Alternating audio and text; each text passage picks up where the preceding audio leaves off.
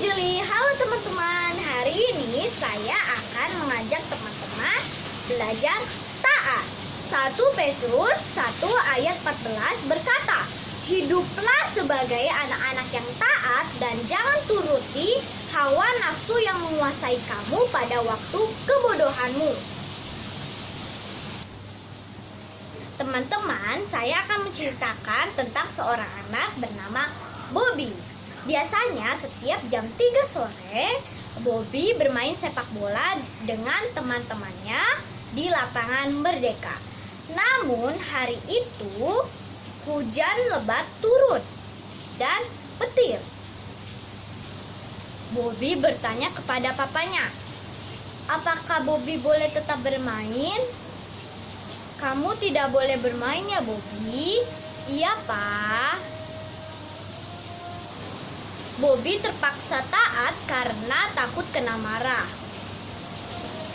Ketika papanya masuk ke dalam kamar untuk beristirahat, Bobby diam-diam keluar rumah untuk bermain sepak bola bersama teman-temannya di lapangan Merdeka. Bobby pulang dalam keadaan basah. Bobby disuruh papanya untuk membersihkan tubuhnya. Setelah itu, Papa ingin berbicara 4 mata dengan Bobby. Apakah Bobby akan dimarahi habis-habisan oleh Papa? Ternyata tidak. Memang Papa sempat marah, tetapi Papa lebih kecewa dan sedih karena ketidaktaatan Bobby. Papa ingin agar Bobby menjadi anak yang taat dengan sepenuh hatinya dan penuh kerelaan, bukan karena takut dimarahi. Nah, teman-teman, kita juga belajar dari seorang tokoh Alkitab bernama Nuh.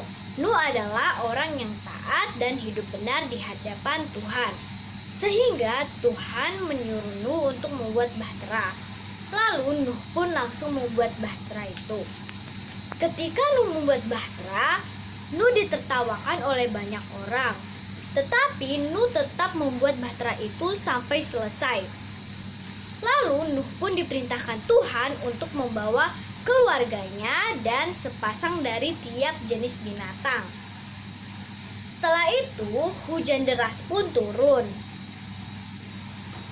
Selama 40 hari 40 malam. Setelah 40 hari 40 malam, air bah pun surut. Lalu Nuh pun diperintahkan Tuhan untuk keluar dari bahtera itu. Tuhan berjanji untuk tidak menghukum manusia dengan air bah. Perjanjian itu ditandai dengan adanya pelangi. Nah, teman-teman, dari kedua cerita ini kita belajar 1. Kita harus menjadi anak-anak yang taat kepada perintah guru, orang tua, terlebih Tuhan Yesus. 2. Ketaatan harus dilakukan dengan sepenuh hati, bukan karena paksaan atau bukan karena takut kena marah. 3.